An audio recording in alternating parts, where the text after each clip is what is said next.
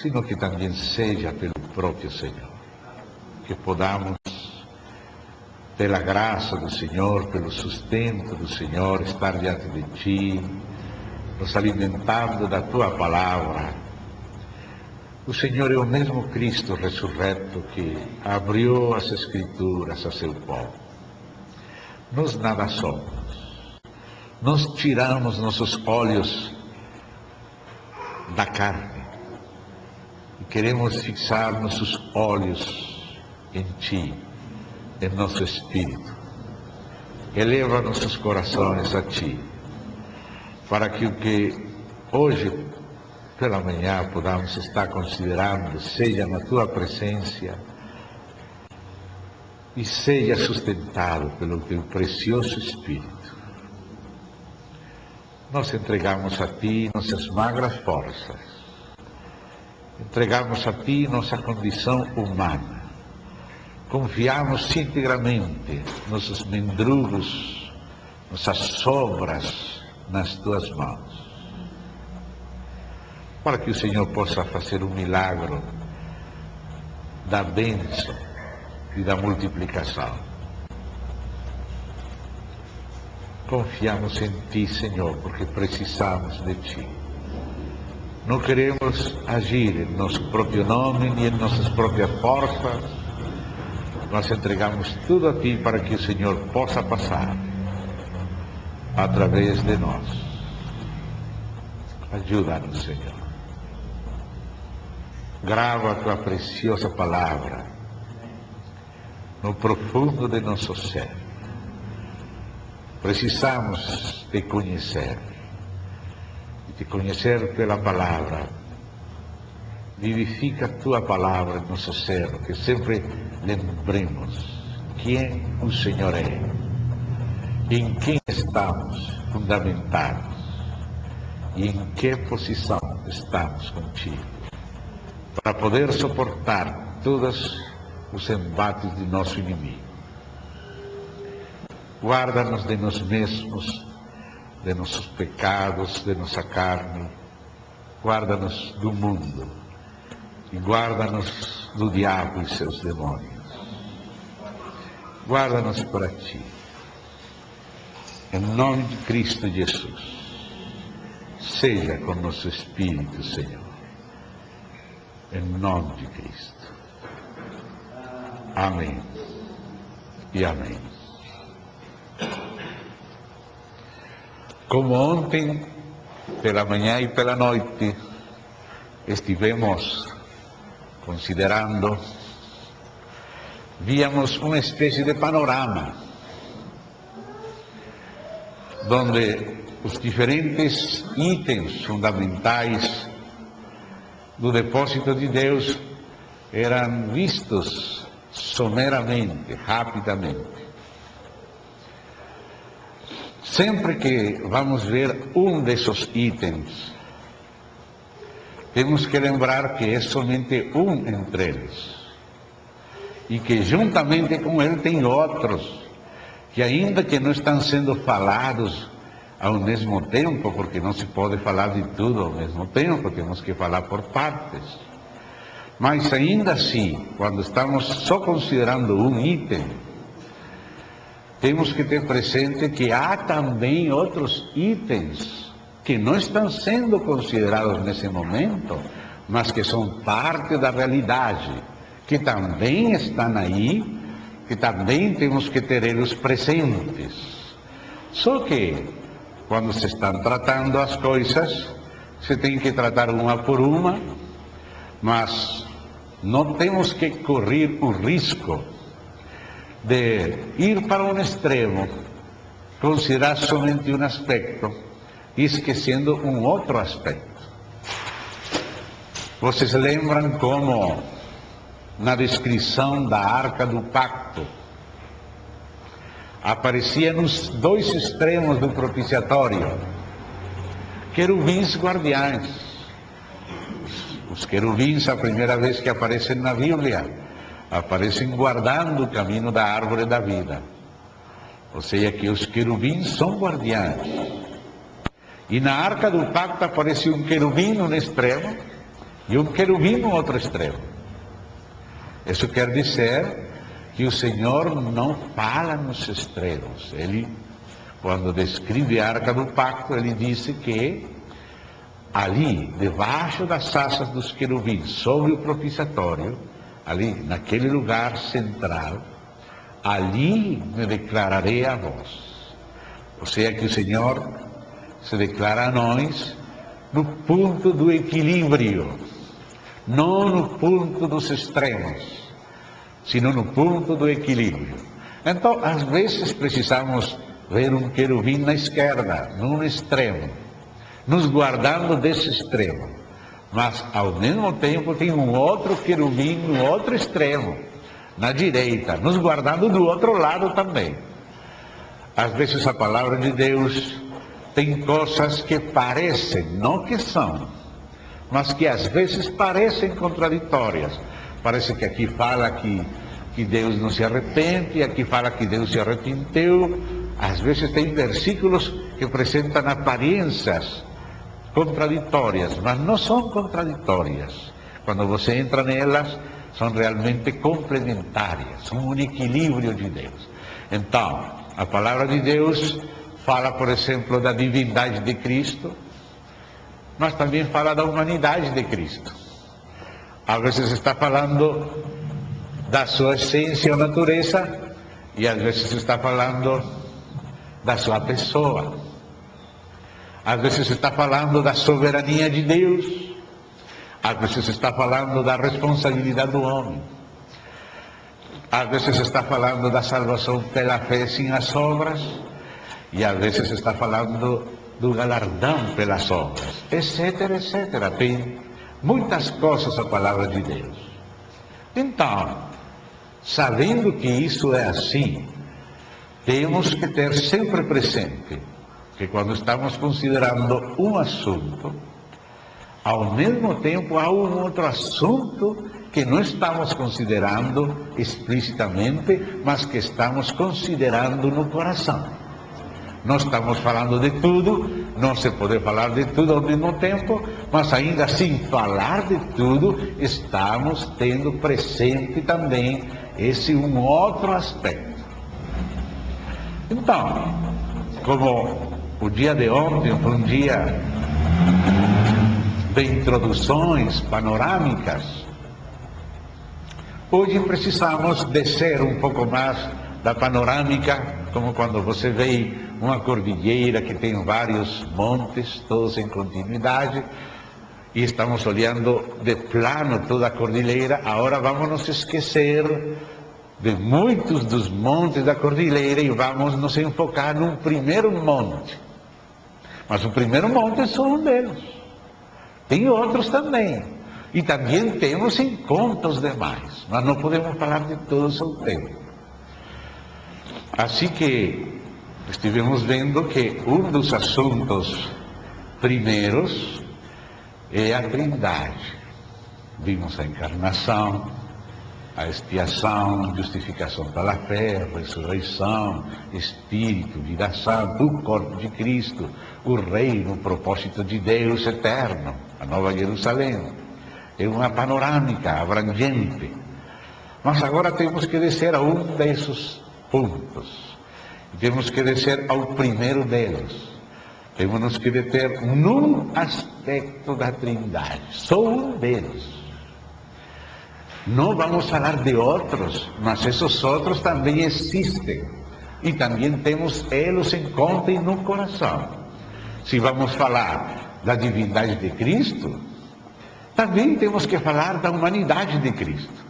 Não seja que por se concentrar só na divindade de Cristo, você esqueça a sua humanidade. Ou quando estamos falando da sua humanidade, você esqueça a sua divindade. Me compreendem, amados? Então, isto é só uma pequena advertência para que evitemos cair nos extremos quando somente consideramos um aspecto sem considerar os demais. Agora, vamos entrar num aspecto fundamental. Lembrávamos ontem que é o que aparece no lugar central da casa de Deus, o que está lá no centro, no lugar santíssimo.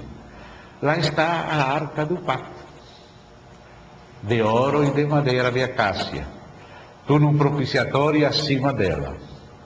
E isso nos está lembrando do Senhor Jesus Cristo, nos está lembrando das suas duas naturezas, a divina e a humana, e nos está lembrando da essência do Evangelho, com a obra expiatória de Cristo. Tudo tem que começar por aí. Paulo, como víamos pela manhã ontem, começou por Cristo, sua morte e sua ressurreição. E para começar por Cristo, por que vamos começar primeiro? Pela humanidade ou pela divindade? Porque antes de Cristo ser homem, ele era o Filho de Deus na Trindade. O Verbo que estava com Deus e era Deus, através de quem o Pai fez todas as coisas. Então, temos que ver o testemunho primeiro da divindade de Cristo. Os irmãos mais antigos já têm esta coisa como pão comido, mas os mais novos não. E não sabemos a quem a providência divina determine que este nosso estudo, esse nosso testemunho da Bíblia chegue. Não sabemos onde o Senhor vai levar isto, mas sabemos que esse é o nosso testemunho.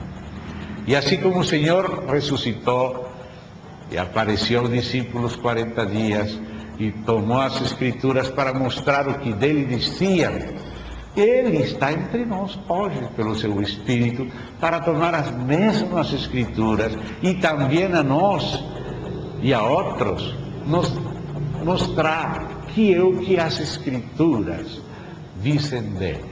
Você tem que lembrar sempre essas Escrituras. Pode ser que neste momento você pense que não precisa dessas coisas, mas no momento da guerra, no momento da tribulação, no momento dos ataques do diabo no dia mau, você precisa saber quem é aquele em quem você está crendo. E aquilo não vai ser somente uma doutrina, não vai ser somente um versículo memorizado, mas vai ser a fonte da sua fortaleza. Amém? Então, vamos começar pelo próprio testemunho do Pai acerca do Filho. Vamos ver três coisas hoje pela manhã, se o tempo alcança: o testemunho do Pai, o próprio testemunho do Filho e o testemunho do Espírito acerca de Cristo enquanto a sua divindade. Isso, cada igreja precisa ter isto muito claro. Muitas igrejas temos estado falando da mesma coisa, mas não por isso podemos passar por alto esta igreja aqui. Amém? Testemunho do Pai, primeiramente, acerca do Filho de Deus. Então vamos começar abrindo a palavra de Deus naquela preciosa epístola escrita aos Hebreus, capítulo 1. Aqui nesta epístola, o Espírito Santo, por seu autor, faz um precioso contraste entre o Filho de Deus e o novo pacto, e Moisés e o antigo pacto, os dois regimes. Então começa falando do Filho. E vamos a ler desde o capítulo 1 o que se fala do Filho. Por enquanto vamos nos concentrar no primeiro capítulo. E vamos pôr muita atenção, porque às vezes nós lemos muito rápido e não permitimos ao Espírito nos tocar com a palavra de Deus. Temos que ler devagar para que o próprio Espírito possa nos tocar. Que a água não passe acima das pernas como nos patos que nunca tocam neles, senão que a palavra nos toque. Amém? Tá, Hebreus 1. Vamos abrir aí. Vamos ver tudo o que está dizendo aí. Havendo Deus outrora falado muitas vezes e de muitas maneiras aos pais, pelos profetas. Nestes últimos dias nos falou pelo Filho. Deus, o mesmo Deus que falou muitas vezes e de muitas maneiras aos pais pelos profetas, nestes últimos dias nos falou pelo Filho. Agora introduziu o Filho, agora vai falar do Filho, porque o tema do Evangelho é o Filho. A quem? Depois teremos que voltar aqui com mais detenimento, mas por enquanto vamos vendo que este Filho é uma pessoa, porque fala a quem. Somente as pessoas são quem, não que. Quem? O Filho é um quem. O Filho é uma pessoa. O Pai fala pelo quem do Filho. A pessoa do Pai e a pessoa do Filho. Hoje, agora, neste momento, não nos vamos deter, como se Deus quiser à noite, nesta pessoa. Primeiro vamos ver a essência e a natureza e depois a pessoa. Mas desde agora começou a chamar a atenção que o Filho é uma pessoa distinta do Pai, mas o mesmo Deus como o Pai. A quem? A este Filho, Deus o Pai constituiu herdeiro de todas as coisas, pelo qual o Pai, pelo Filho, também fez o universo. Então, o Filho não aparece somente a partir da encarnação. Então, a aplicação da palavra Filho não pode se reduzir somente ao homem que nasceu da Virgem Maria. O Filho é aquele homem que nasceu da Virgem Maria, mas aquele homem não começou no ventre da Virgem Maria. Essa pessoa do Filho, que chegou a ser filho do homem, já era o Filho de Deus antes da criação do mundo, porque por meio dele foi que tudo foi criado. Então diz aqui, pelo qual, pelo Filho, pelo qual, ou seja, o Pai através do Filho, o Pai com o Filho, o Pai no Filho, o Pai pelo Filho e para o Filho fez todas as coisas. Retroceda, quando escute a palavra Filho, não fique detido somente no tempo. Não pense que Filho se refere só a partir da encarnação. A criação foi anterior à encarnação, mas o Filho já estava como veículo do Pai na criação. Lembre disso. O Filho, a quem constituiu herdeiro de tudo, todo é para ele, e pelo qual também fez o universo. Como falava João, nada do que foi feito sem ele. Por ele, através dele, foram feitas todas as coisas. Ele, agora começa a definir o Espírito. Quem é o Filho? Ele que é o resplendor da glória e a expressão exata do seu ser, diz aqui esta tradução. A palavra mais exata não é ser, é subsistência, porque a palavra é hipostasis. Hiposubstasis, sistência, subsistência. Porque a palavra ser é muito geral. Nossa palavra subsistência é um ser individualizado, particularizado. Depois entraremos com mais detalhe aqui. Por enquanto só vamos chegando à confissão do Pai acerca do Filho. Como considera o Pai a seu Filho?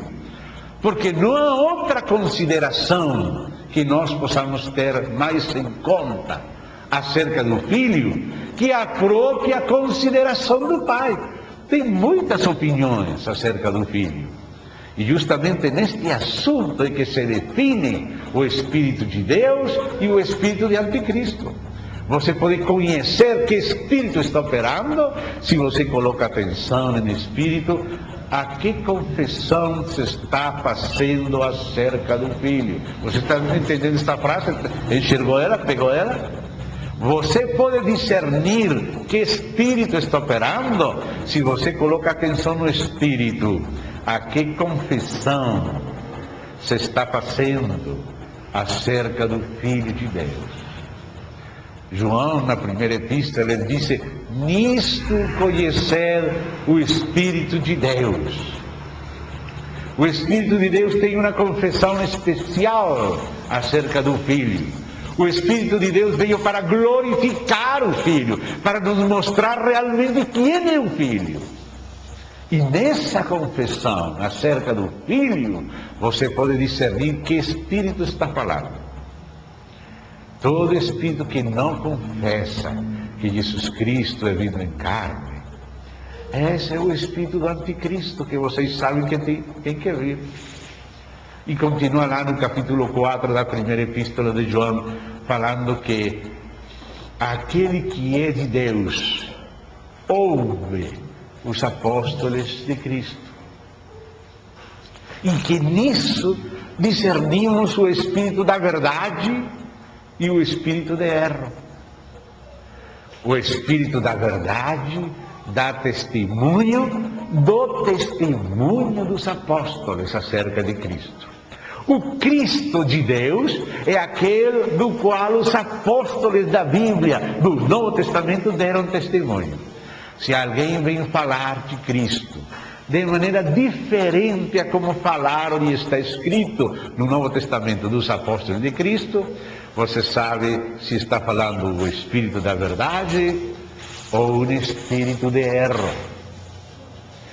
Um espírito de erro vai falar de Jesus, vai falar com ele, vai colocar nele o Mestre Jesus, vai falar do grande Mestre, vai falar do grande Espírito, mas vai se deslizar no principal. Ou não vai confessar a sua divindade, ou não vai confessar a sua humanidade, ou não vai confessar a sua existência pessoal junto com o Pai, ou não vai confessar a sua morte expiatória, ou não vai confessar a sua ressurreição corporal. Sempre o espírito de Anticristo vai procurar apresentar um outro Jesus, um outro Evangelho e um outro Espírito. E este é o que é fundamental. Nesta igreja não pode ser larga e laxa. A igreja tem que ser inclusiva dos filhos de Deus, mas não inclusiva dos espíritos de erro. Não temos que confundir inclusividade dos filhos de Deus com abertura para qualquer espírito herético. Compreendem a diferença? O apóstolo João, que fala: filhinhos, amai-vos uns aos outros, ele falava: oh, se alguém vem a vosso lar falando uma coisa diferente de Cristo do que os apóstolos do Novo Testamento falaram, nem sequer recebais ele na casa. O espírito de amor não quer que participemos com o erro, porque diz: aquele que recebe ele na sua casa está participando das suas más obras. Satanás tem a intenção de se fazer ele Deus, e por isso ele precisa distorcer a verdade de Deus, para ele roubar a adoração de Deus para ele mesmo, roubar a água do moinho de Deus para o moinho dele. Então, nestas coisas a igreja tem que ser milimétrica, nestas coisas. Outras coisas que são periféricas, que são mosquinhos, a igreja pode ser muito tolerante, mas ao respeito do Filho de Deus, a igreja tem que ter muito discernimento, porque o espírito do Anticristo está trabalhando nessa área. Então, às vezes nós, com uma boa intenção ingênua da inclusividade dos santos, Abrimos a panela e colocamos sapo, serpente lá, tudo dentro, misturado. Então, nestas coisas que são fundamentais, não existe larguer, não existe laxidão, existe exatidão. Os apóstolos nisto foram estritos. Nisto temos que ser estritos, porque ninguém pode pôr outro fundamento que aquele que está posto. E esse fundamento é o Senhor Jesus Cristo, Filho de Deus, Deus e homem, e verbo com Deus e homem, morto realmente, ressurreto, fisicamente, ascendido como homem, e esse mesmo homem que foi crucificado, que tem cicatrizes nas mãos, nos pés, no costado, esse mesmo voltará, não através de Barrabulá, não através de William Soto Santiago, não através de Mahertal da Holanda, não através de outros Cristos, que aquele que não confessa o Cristo dos apóstolos, da Bíblia, é porque está preparando o caminho para apresentar como Cristo o que não é. Introduzir um outro Cristo no meio das pessoas inocentes, ingênuas, bonzinhas. O inimigo é astuto mesmo. Por isso, nos fundamentos, a igreja tem que estar muito clara. O Espírito de Deus se distingue do espírito de anticristo na sua confissão acerca de Cristo. E a igreja é edificada na revelação e confissão do Cristo das Escrituras, do Novo Testamento, dos apóstolos. Então aqui, vem falando quem é o Filho. Este verso 3 é chave.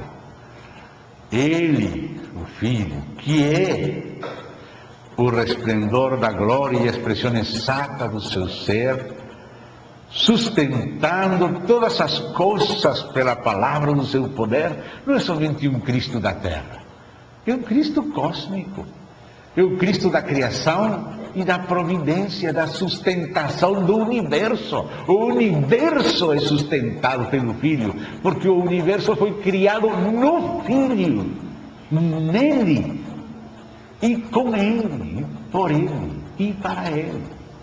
Este é o grande Cristo da igreja,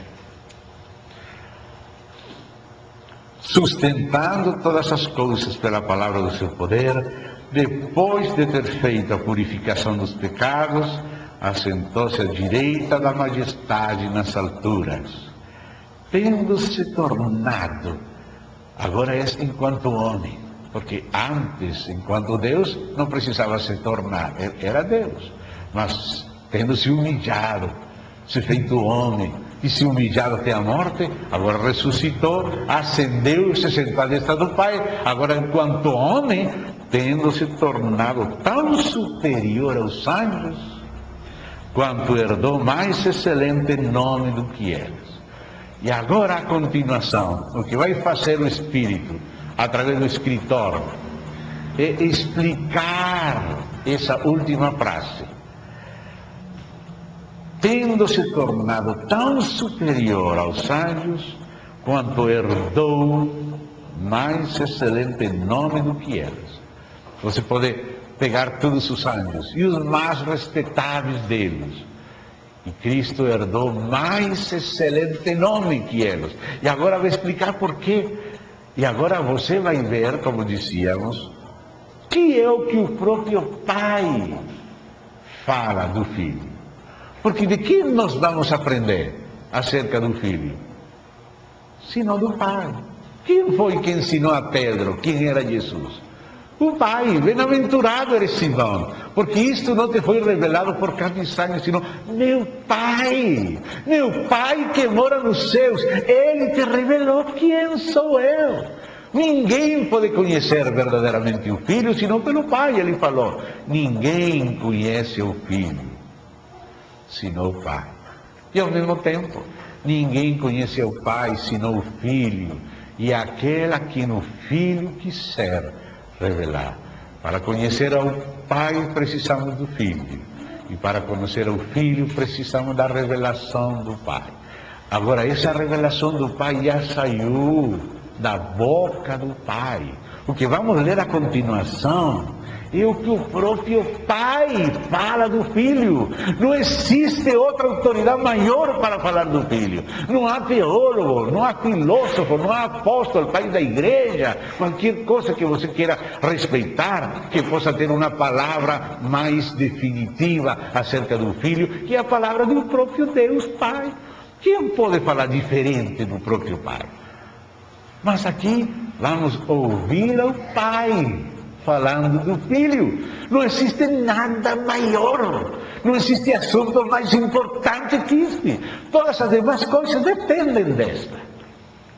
E isto que ele fala, diz assim: pois, verso 5, leia com atenção.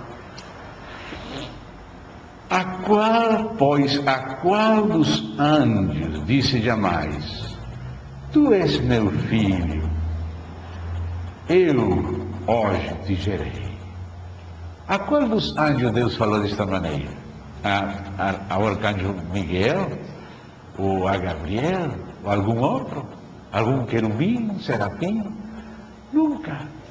Só do Filho ele falou: tu és meu filho, ou seja, o Filho de Deus. Eu hoje te gerei. Quem está falando aqui? Quem?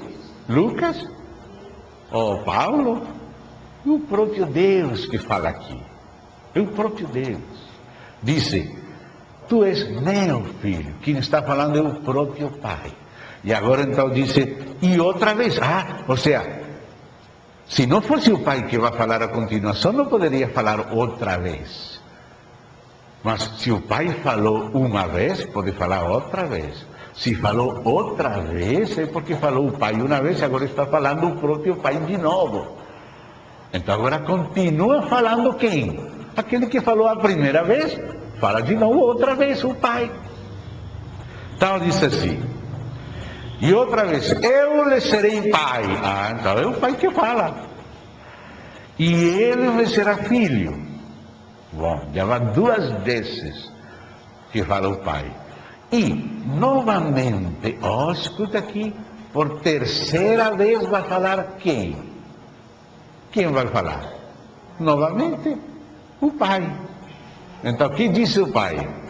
E quando, disse, novamente, ao introduzir o primogênito no mundo, diz: e todos os anjos de Deus o adorem. Ou seja, o próprio Pai manda a todos os seus anjos adorar ao Filho. Quem está falando isso? O próprio Pai. Então, quem é o Filho para o Pai? O Pai está mandando a todos os anjos adorar o Filho. E agora continua dizendo assim, ainda, já falou 3 vezes e vai continuar falando, assim. Ainda, quanto aos anjos, porque ele está fazendo um contraste entre os anjos e o Filho. Quanto aos anjos, dizem, aquele que a seus anjos faz ventos e a seus ministros labareda de fogo. Isso que fala dos anjos. Mas acerca do Filho, olha o que o Pai, que vem falando todo o tempo, o que o Pai fala do Filho. Escute o Pai falando do Filho. Escute o Pai confessando a divindade do seu próprio Filho. Como o próprio Filho falou, aquele que tem vida em si mesmo, deu ao Filho ter vida em si mesmo. Isso não é algo inventado pelo Filho, é o próprio Pai que chama de Deus ao Filho. Escuta aqui. Mas, verso 8, acerca do Filho: o teu trono, ó Deus, é para todo sempre. E cetro de equidade é o cetro do seu reino.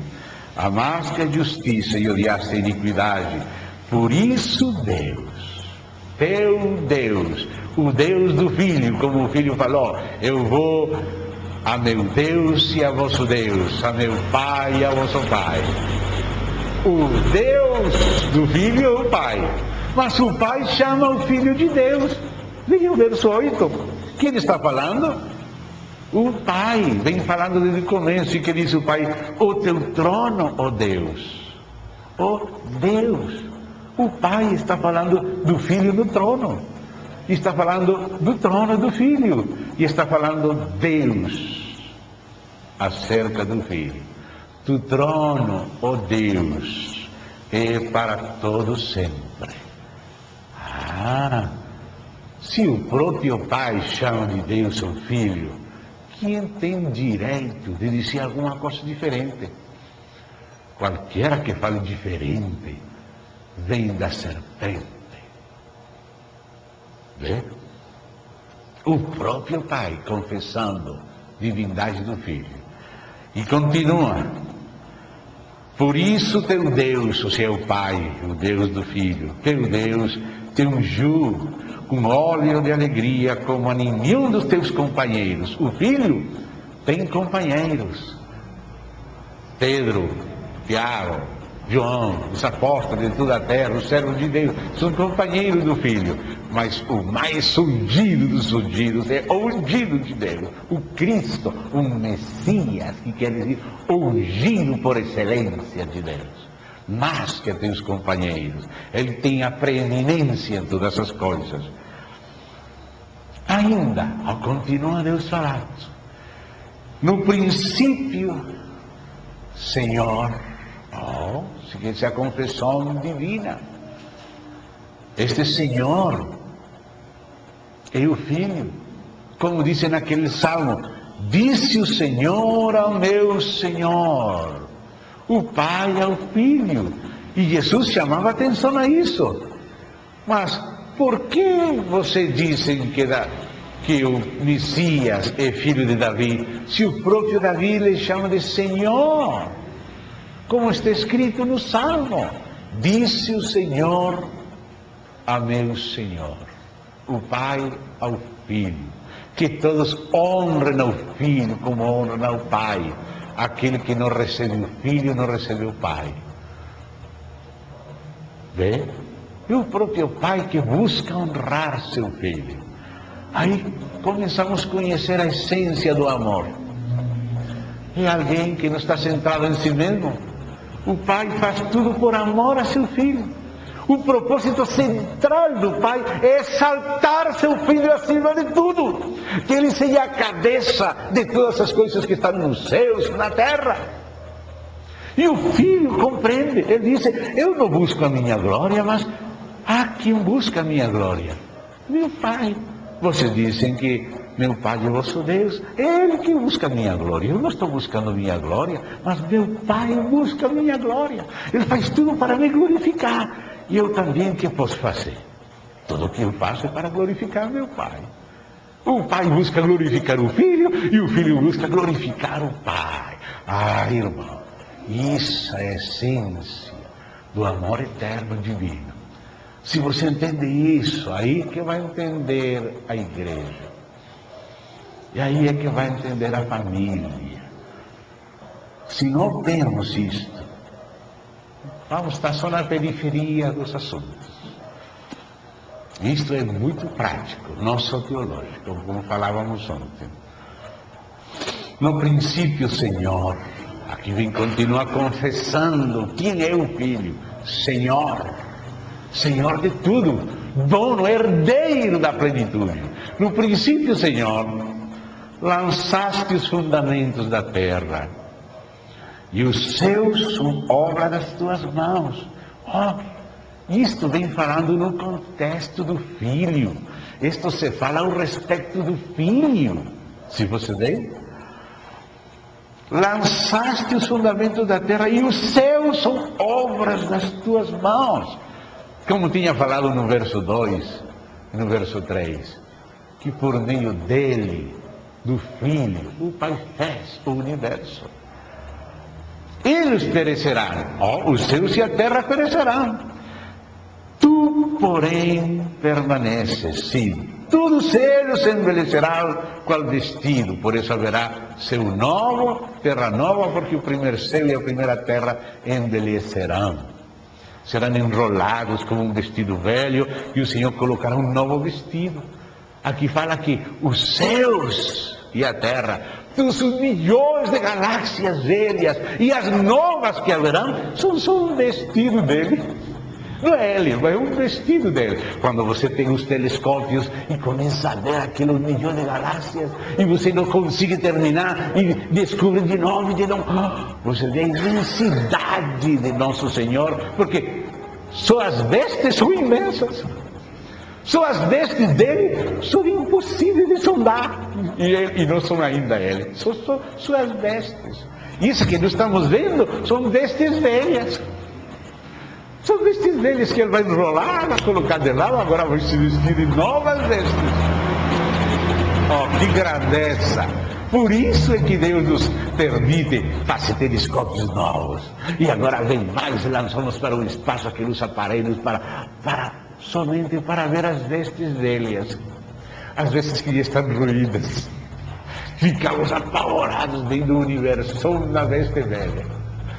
Quão grande é aquele que vai se mudar de veste. Não diz assim?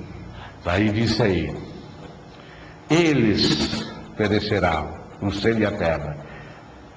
Tu, porém, permaneces, sim. Todos eles se embelecerão qual vestido. Também qual manto se enrolarás, como vestidos serão igualmente mudados. Tu, porém, és o mesmo, e os teus anos jamais terão fim. Isso que se fala do Filho, porque toda esta passagem é para fazer o contraste entre o Filho e os anjos. Agora volta a falar dos anjos. Diz, ora, a qual dos anjos jamais disse?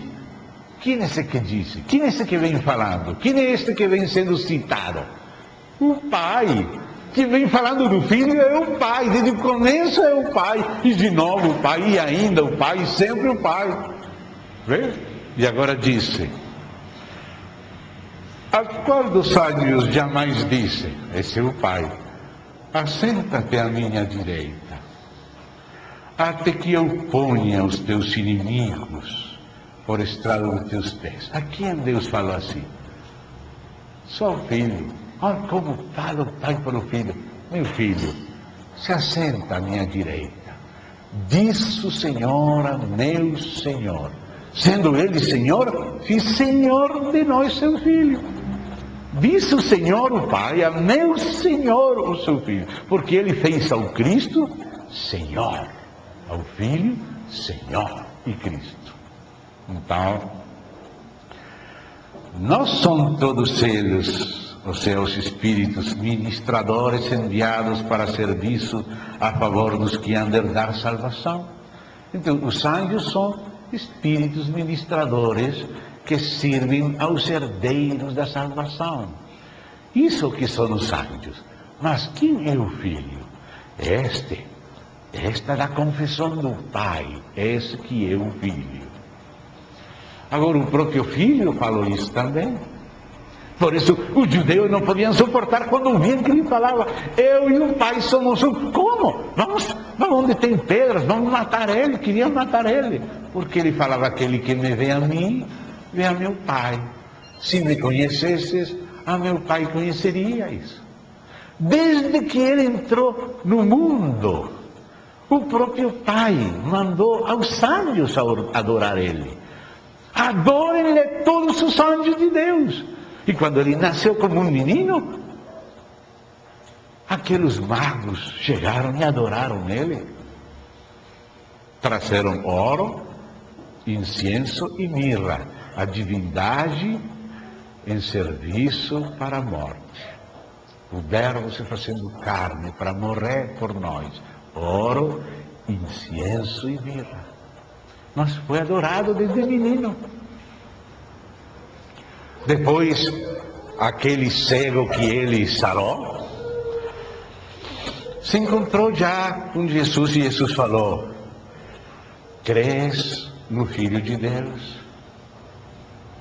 E aquele cego, agora sarado, disse: quem é ele para que eu creia nele?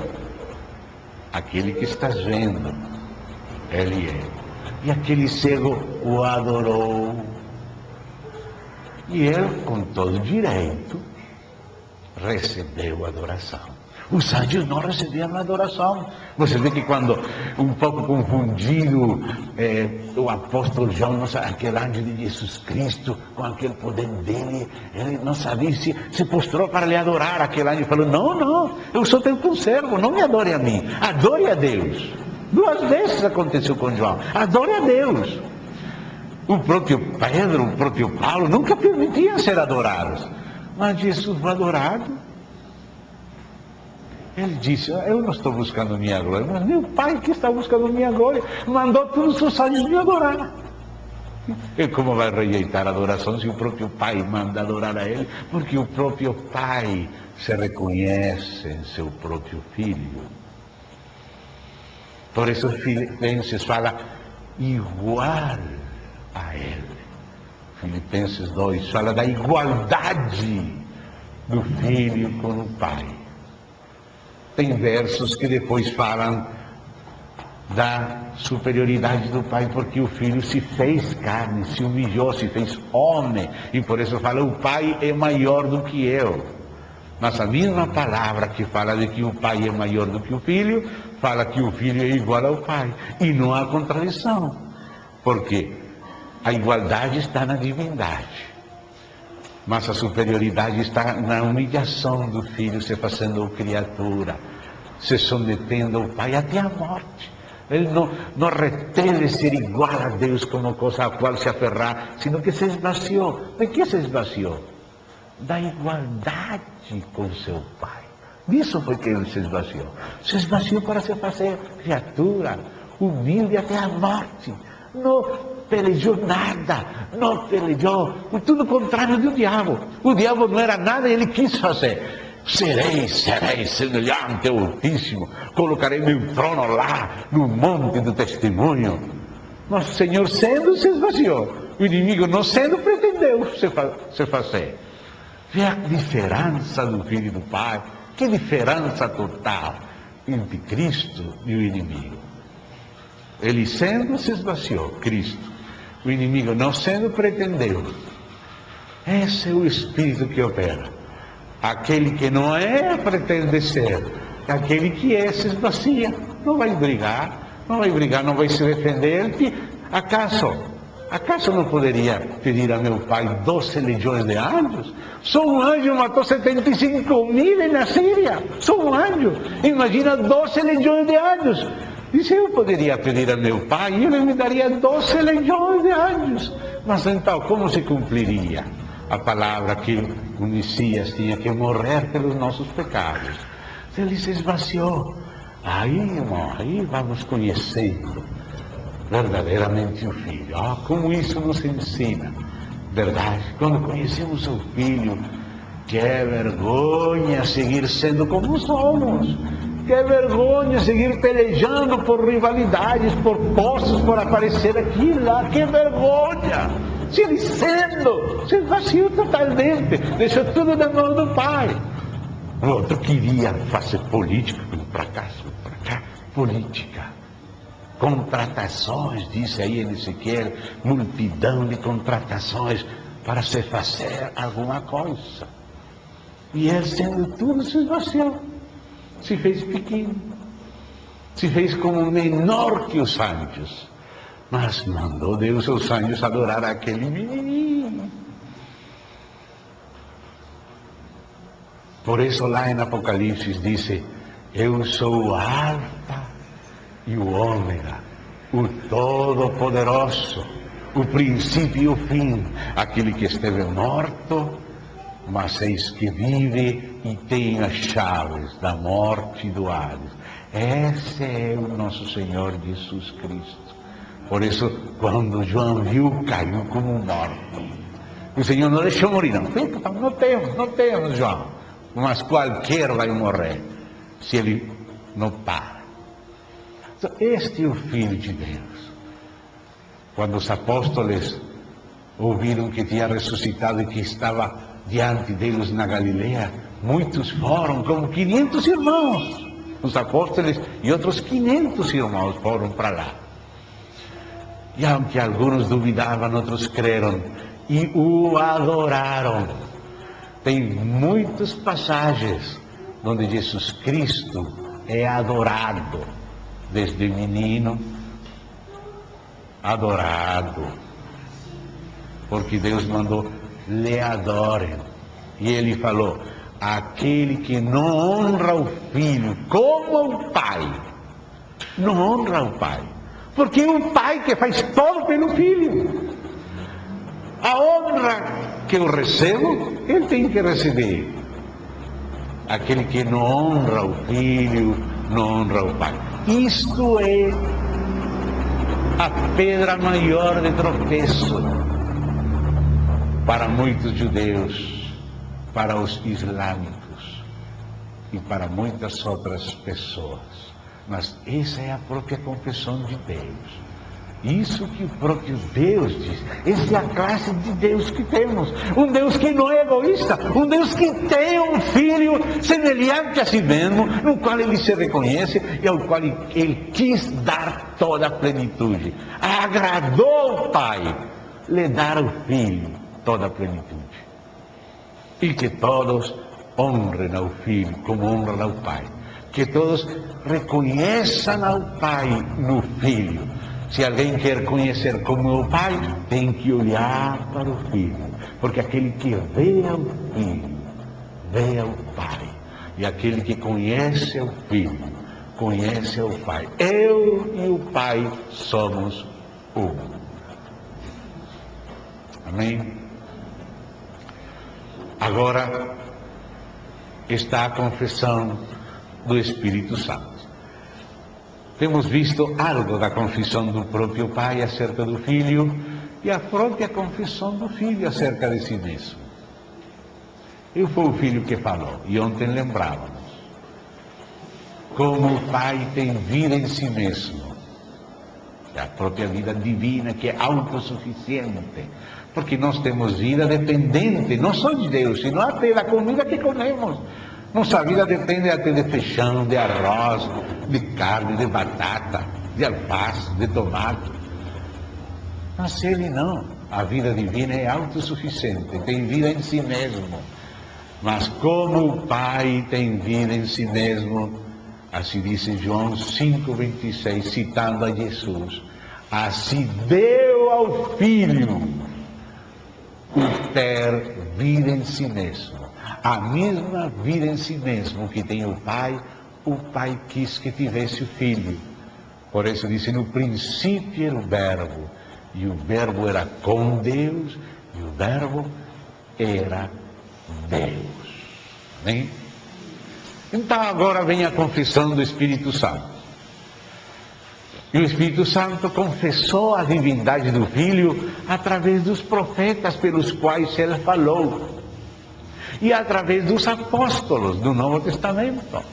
Então, quando lemos o que falaram os profetas e o que escreveram os apóstolos, não estamos lendo somente a opinião de homens, estamos lendo a palavra do Espírito de Deus, falando pelos profetas e pelos apóstolos.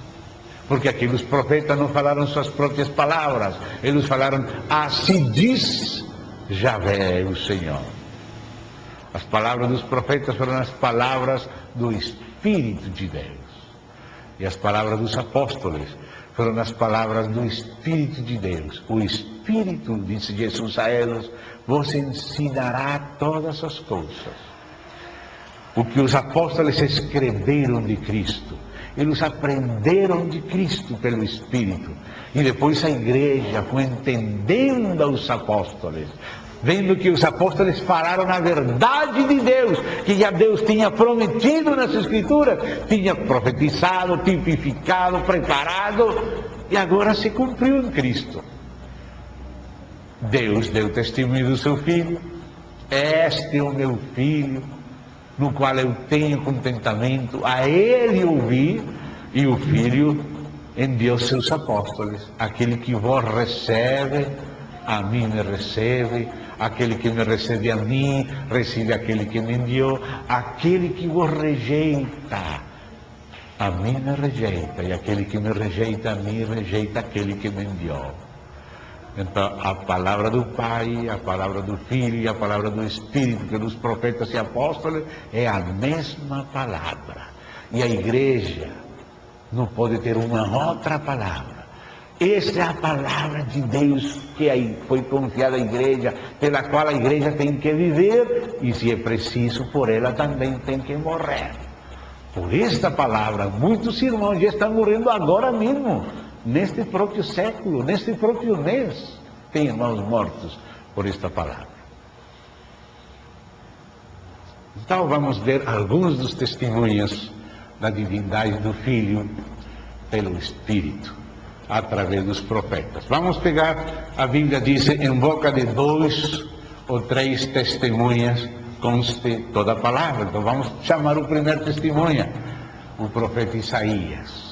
O profeta Isaías, por favor, passar para cá, como Jesus ressurreto pegou a lei, os profetas e os salmos para mostrar o que dele dizia. Então vamos ver que era o que dizia o profeta Isaías acerca do Messias. Amém? Então chegamos no capítulo 7,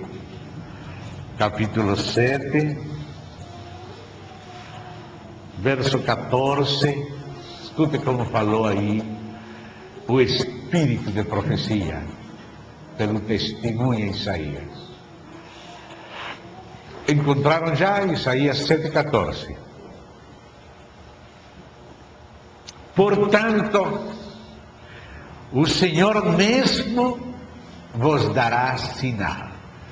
Qual é a sinal de Deus? É algo que o homem não pode fazer, porque se qualquer pudesse fazer isso, que sinal de Deus seria? Mas se o homem não pode fazer, mas Deus faz, essa é a sinal que isto é de Deus. Qual é a sinal? É esta: eis que a Virgem conceberá e dará à luz um filho, e lhe chamará Emanuel. Emanuel quer dizer conosco Deus. Quem é esse menino que vai nascer de uma virgem? Porque de qualquer mulher pode nascer um menino, mas de uma virgem é uma sinal de Deus. Deus tinha falado que a semente da mulher, não do homem, da mulher, que nasceria da mulher sem necessitar do homem, esmagaria a cabeça da serpente. Então é esse menino, né? Como se chamaria esse menino? Quem seria? Qual é a identidade desse menino?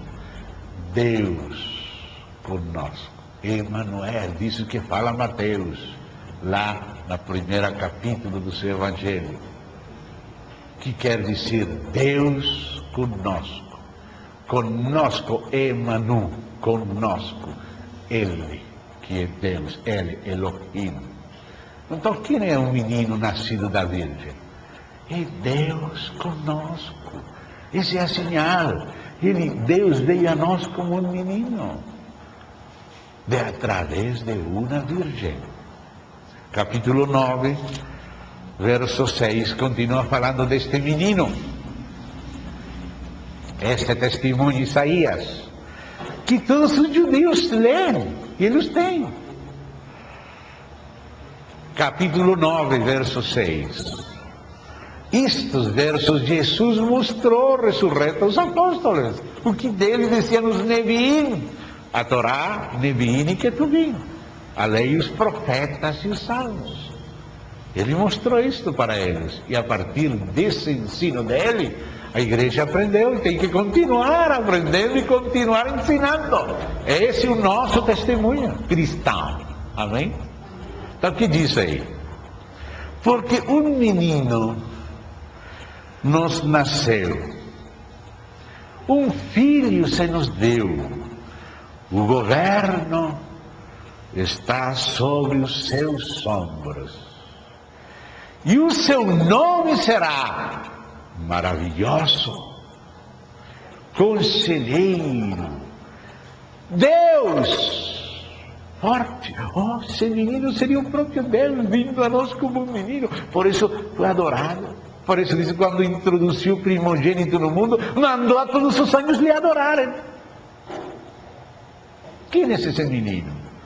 Maravilhoso, conselheiro, Deus forte, Pai da eternidade. O próprio Pai estava vindo através do Filho. Deus estava em Cristo, reconciliando consigo o mundo. Quem recebe o Filho, recebe o Pai, porque a plenitude do Pai mora e se expressa no Filho. Por isso esse Filho está mostrando ao Pai. Quem vê ao Filho, vê ao Pai. Como dizes tu, Felipe, que te mostra o Pai? Quanto tempo faz que estou convosco e não me tens conhecido, Felipe? Aquele que me vê a mim, vê ao Pai. Não se lembra, Felipe, que escreveu Isaías? Quem seria aquele menino? Maravilhoso, conselheiro, Deus forte, Pai da eternidade, príncipe de paz. Eu sempre lembro aos irmãos um acontecimento. Uma vez, um irmão perguntou para um rabino judeu: Rabino,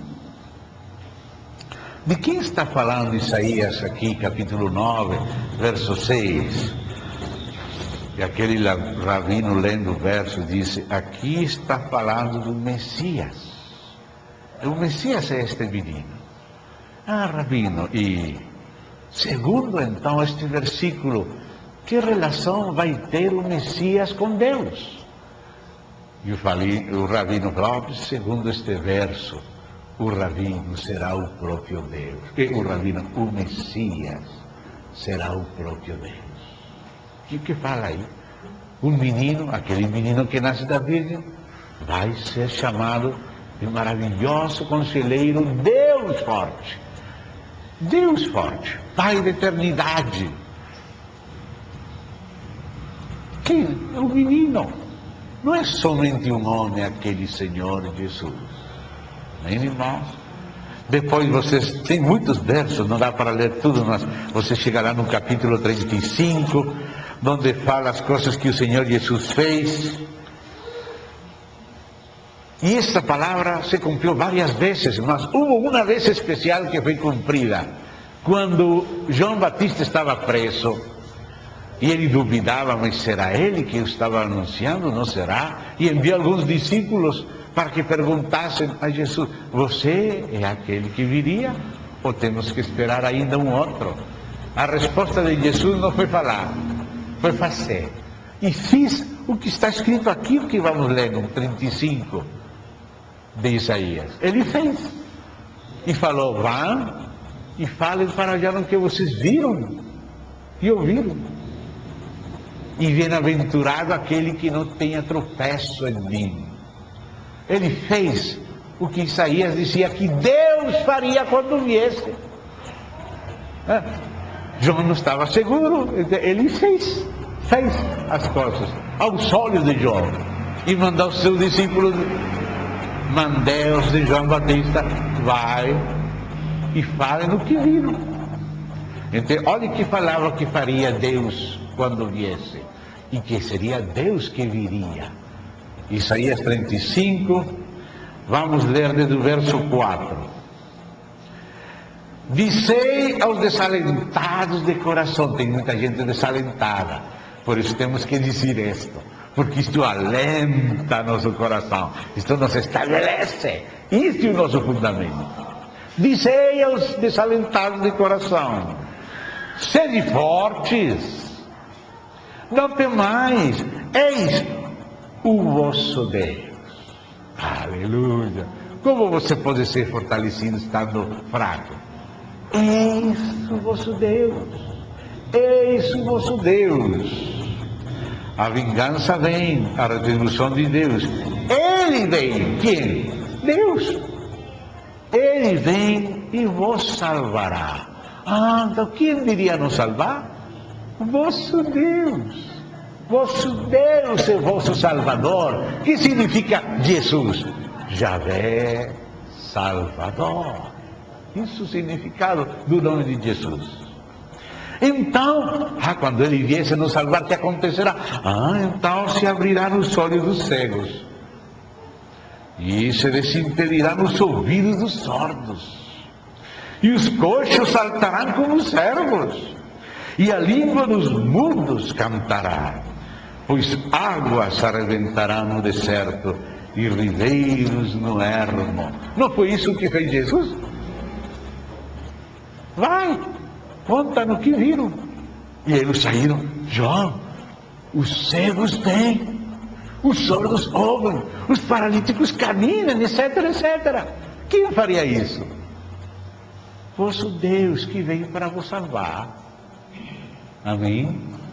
Ele disse, se eu não tivesse feito as obras do meu Pai, não creais, mas se as faço, ainda que não creis em mim, creis nas obras, para que saibais que meu Pai me enviou. Tem mais capítulos, nós vamos no capítulo 40 deste testemunho, Isaías. Aqui está a razão das reações de Isaías, quando Jesus pediu para ele ser batizado. Jesus não tinha pecado para se batizar, mas ele estava se identificando com toda a humanidade. Ele estava assumindo a condição humana para ele carregar com nossos pecados. Por isso ele veio se batizar. E João Batista resistiu. Não, eu que preciso ser batizado por ti. E você vem a mim. O que falava João Batista? Quando estava pregando, dizendo, entre vós está um que eu não sou digno, nem de desatar a correia de suas sandálias. Por que João falava com essas frases? Porque João sabia quem era ele mesmo e a quem ele precursava. Quando perguntaram, mas João, você quem é? Você que disse de você mesmo? Você é o Messias? Não, eu não sou. Você é Elias?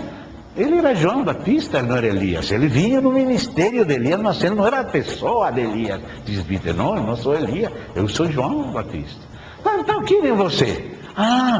Eu sou a voz daquele que clama no deserto, como disse o profeta Isaías. E que disse o profeta Isaías? Aqui está, capítulo 40, verso 3. Aí está a profecia de Isaías, falando de João e daquele precursado por João. E que diz a profecia? Disse, voz do que clama no deserto, preparai o caminho de quem? Do Senhor. Essa é a tradução. No hebraico diz o caminho de Javé, ou de Jeová. Endireitai no ermo vereda. A quem? A quem? Nosso Deus. Então, a quem estava preparando o caminho João Batista? A quem? Mas João, você quem é, João? Eu sou a voz do que clama no deserto. Então João sabia que ele tinha que preparar caminho a quem? A Javé, nosso Deus. Por isso disse, eu não sou digno, aquele que vem depois de mim era antes de mim. Eu não sou nem sequer digno de desatar a correia no calçado dele. João sabia quem vinha depois dele. Quando, eu preciso ser batizado por ti, você está vindo a mim. João, convém cumprir toda a justiça. E foi batizado, e aí veio o Espírito. Este é o meu Filho amado, no qual eu tenho contentamento. A ele ouvi. Então quem era este homem? Que dizia que viria depois de João Batista? Quem seria aquele precursado por João? Por isso os sacerdotes chegavam mais. Você com que autoridade está fazendo isso? Eu vou fazer uma pergunta. Se você me responde a mim, eu vou responder a vocês. Mas se você não me responde, eu não vou responder.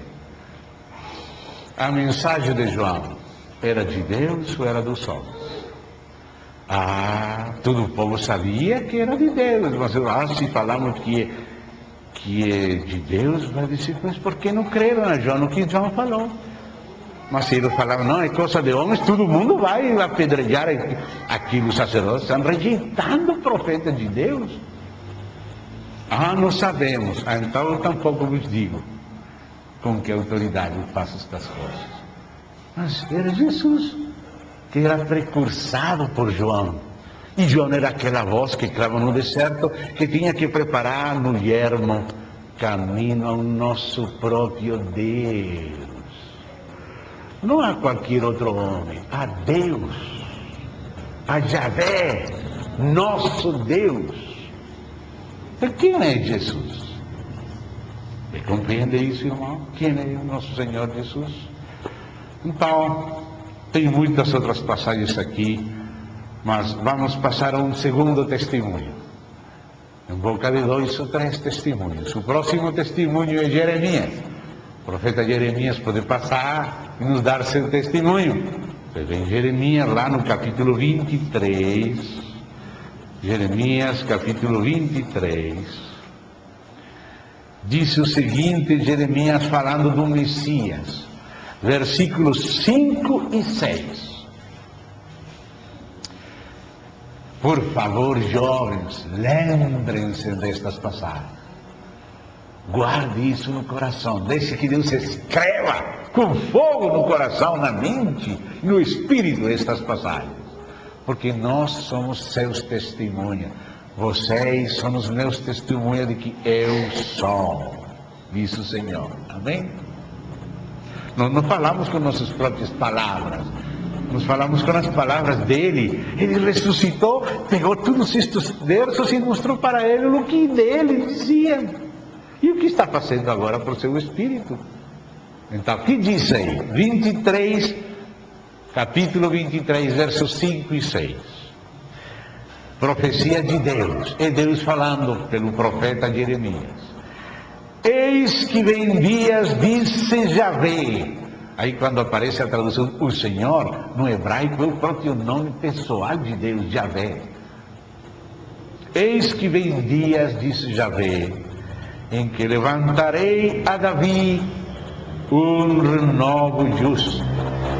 Ou seja, o filho de Davi. Esse filho de Davi é o Messias de Israel. Levantarei a Davi um renovo justo. E rei que é, reinará e agirá sabiamente e executará o juízo e a justiça na terra. Nos seus dias Judá será salvo e Israel habitará seguro. Será este o seu nome com que será chamado: Yahvé Tsidkenu. Olha essa frase final. Estou lendo em hebraico. Este é o seu nome com que será chamado. Quem? O Messias, o filho de Davi. Como será chamado? Yahvé Tsidkenu. Ou seja, o Senhor é a nossa justiça. Mas quando nós ouvimos o Senhor, nossa palavra no hebraico é Yahvé. O nome de Deus é o nome do Messias. O Messias é Yahvé, se fazendo nossa justiça. Ele foi feito pecado para que nós possamos feito justiça de Deus nele. Ele é a nossa justificação. Tem algum outro na história que seja a nossa justificação? Quem que é? O próprio Deus se fez homem. O Filho de Deus, o Verbo de Deus. O Messias. O filho de Davi, ele é Yahvé, nossa justiça. Se vê? Muito importante isto. Irmão, estamos no Antigo Testamento, mas você está vendo o Novo Testamento aí escondido. O Novo Testamento escondido no Antigo. Amém? Bom, vamos chamar outro testemunho aí. Que vem Ezequiel então. Que vem o profeta Ezequiel. Vamos aí no capítulo 1 de Ezequiel. Em outros contextos e com outros irmãos temos lido esta passagem para compreender o alto chamamento do homem. Mas agora vamos ler esta passagem só para compreender quem é o Filho do Homem. Quem é o Filho do Homem? Então Ezequiel capítulo 1, verso 26 a 28. Em outro contexto, leremos este verso para outra coisa. Mas agora estamos lendo para identificar quem é o Filho do Homem, quem é o Senhor Jesus. Então diz assim, capítulo 1, verso 26 a 28. Por cima do firmamento que estava sobre as suas cabeças, havia algo semelhante a um trono. Um trono acima do firmamento, acima das cabeças dos querubins, como uma safira. Sobre esta espécie de trono estava sentado uma figura semelhante a um homem. Este é o protótipo escolhido por Deus para fazer o homem, que chegou a ser o Filho do Homem, o Senhor Jesus. Mas antes de ser homem, quando Deus falou, façamos o homem a nossa imagem, conforme a nossa semelhança, este que é a imagem e semelhança de Deus, protótipo para ser feito o homem. Via como metal brilhante, como fogo ao redor dela, desde seus lombos e daí para cima, e desde seus lombos e daí para baixo, via como fogo e um resplendor ao redor dela, como o aspecto do arco que aparece na nuvem um dia de chuva. Assim era o resplendor em redor. Agora dizem, esta era a aparência, diz esta tradução. Outra diz, a semelhança da glória de Javé. Esta era a semelhança da glória de Javé. Um resplendor divino. Que fala em Hebreus 1:3 que lemos, que o Filho é o resplendor da sua glória. E quando Ezequiel viu, era a semelhança da glória de Deus, de Javé. Vindo isto, caí com meu rosto em terra. E ouvi a voz de quem falava. E Deus começou a falar para ele. E entregou um rolo, um livro. E ele comeu esse livro e começou a profetizar. 48 capítulos profetizou daquilo que ele comeu. Então, quem é este? Quem é o Filho do Homem? Que está sentado no trono? A resplendor da sua glória, a semelhança da glória divina. Esse é o Messias. É homem, mas não somente homem, é Deus. É Deus, mas não somente Deus, é homem. Amém? Glória a Deus.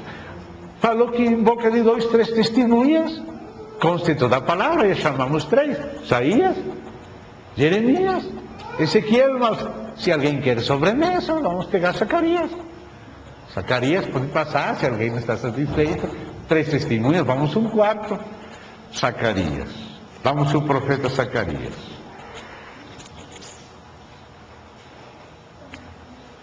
O profeta Zacarias, já com uns irmãos estivemos vendo em Zacarias capítulo 2, Javé enviando a Javé e Javé enviado por Javé.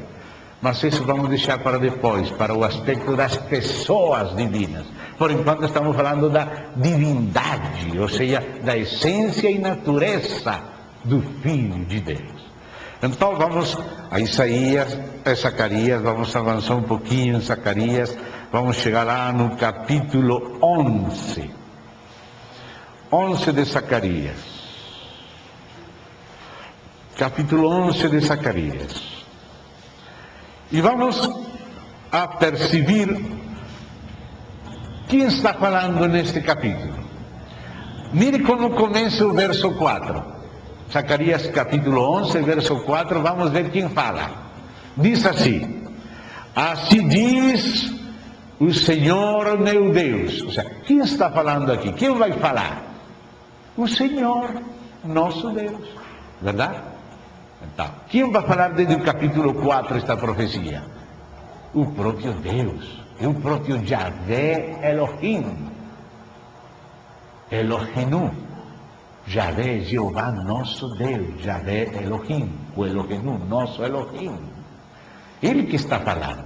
Então, chegamos aí no verso 5 e diz: certamente já não terei piedade. Quem não vai ter piedade daqueles ímpios? Javé Elohim que vem falando, já não terei piedade. Quem fala é Javé Elohim. Verso 7.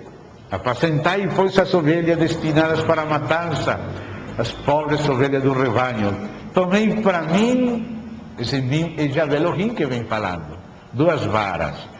Uma chamei graça e a outra união, e apacentei as ovelhas. Quem vem falando aí? Javé Elohim, vem falando toda a passagem.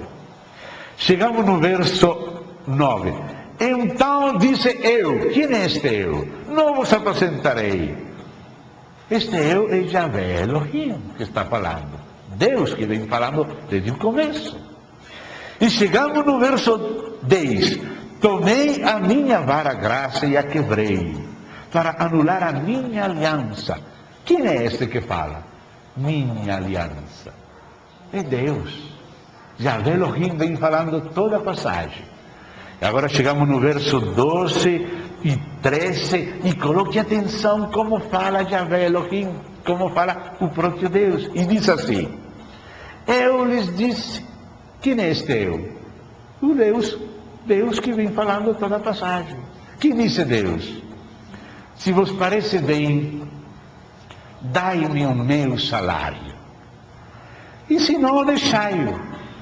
Pesaram, pois, por meu salário 30 moedas de prata.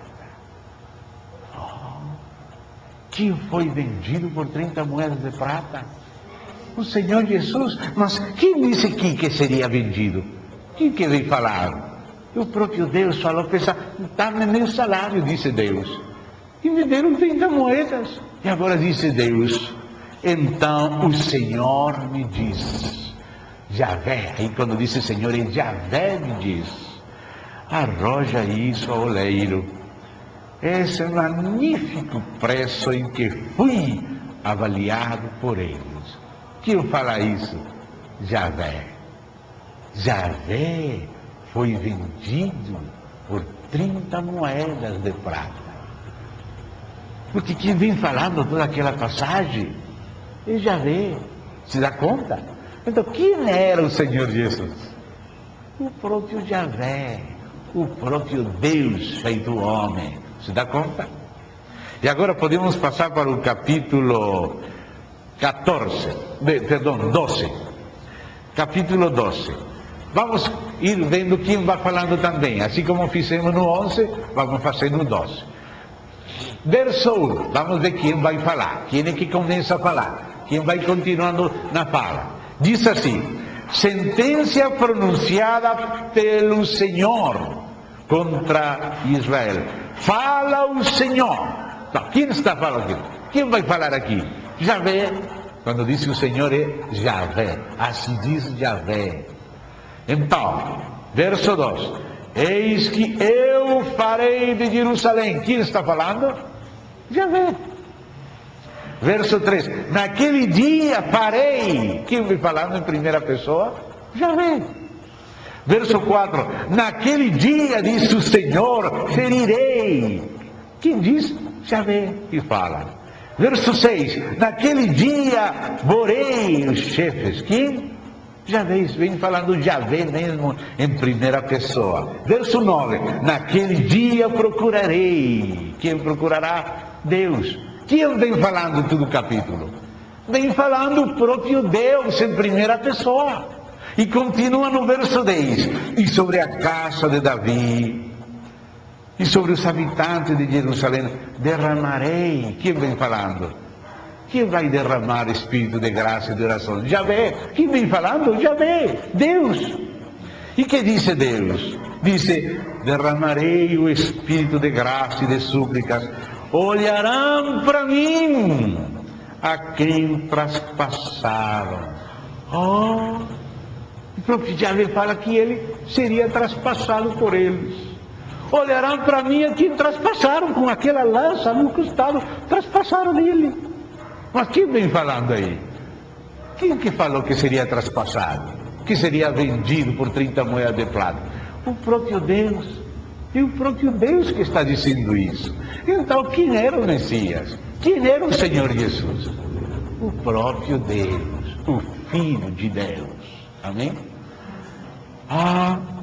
olharão para mim a quem traspassaram, pranteloão como quem pranteia por um unigênito. Quem é o unigênito do Pai?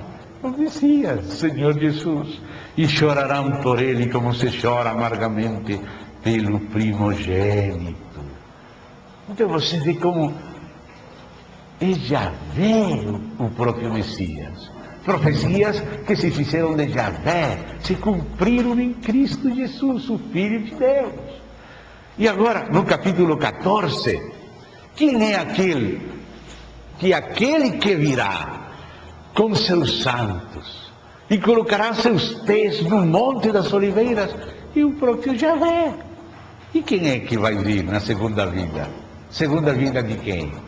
Do Senhor Jesus Cristo, que virá com seus santos, vai colocar seus pés no Monte das Oliveiras. Mas aqui diz que é Javé. Diz aqui, verso 4, naquele dia estará nos seus pés, os seus de quem? Do verso 3, sairá o Senhor, ou seja, Javé. Quando você encontra nessa tradução Senhor, no original hebraico, o nome próprio de Deus, eu sou que sou Javé. Sairá Javé e pelejará contra essas nações como pelejou no dia da batalha. Se a vinda de Cristo, um cavalo branco com seus santos. Apocalipse 19. Naquele dia estarão seus pés sobre o Monte das Oliveiras. Amém? No verso 5, verso final, diz: então virá Javé, meu Deus, e todos seus santos com ele. Quem virá? Javé, meu Deus. Com quem virá? Com todos os seus santos. Onde vai pôr o pé? No Monte das Oliveiras. Quando Jesus ascendeu do Monte das Oliveiras, aqueles anjos falaram: este mesmo Jesus que foi tomado dentre vocês ao céu, a si mesmo virá, como veste vir. Amém? 4 testemunhos, mais do que era necessário. E em boca de 2 ou 3. Nós vimos 4, e várias vezes, falando do Messias, e mostrando que o Messias seria o próprio Deus. Esse é o testemunho do Espírito Santo pelos profetas no Antigo Testamento. Agora temos que ver o testemunho do Espírito Santo pelos apóstolos no Novo Testamento. Você tem tempo? Estão cansados já? Vamos aproveitar melhor o tempo. Aproveitamos meia hora antes do almoço. Amém? Então, agora passamos ao testemunho do Espírito pelos apóstolos no Novo Testamento. Vamos para Pedro. Porque Pedro sempre aparece primeiro na lista dos apóstolos. Então vamos começar por Pedro. Vamos lá para as epístolas do apóstolo Pedro. Vamos chegar lá na segunda epístola dele. Pedro foi um daqueles que estava com Jesus quando ele ressuscitou. E estive 40 dias com eles, mostrando do que dele dizia nas Escrituras. E por isso Pedro foi ensinado pelo próprio Senhor e pelo Espírito Santo. Jesus falou que Pedro foi ensinado pelo Pai, também foi ensinado pelo Filho, também foi ensinado pelo Espírito Santo. E o que Deus ensinou para Pedro? Então vamos ver aqui comigo. Vamos a segunda de Pedro, capítulo 1. Vamos ver como fala Pedro, o que ele aprendeu.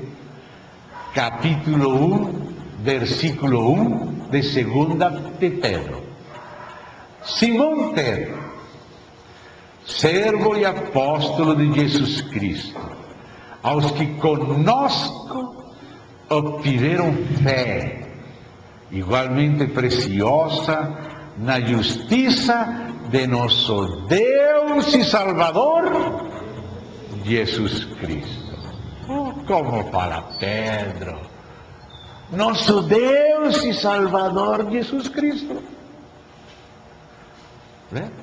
Está falando aos que obtivemos fé da mesma maneira que ele obtive fé.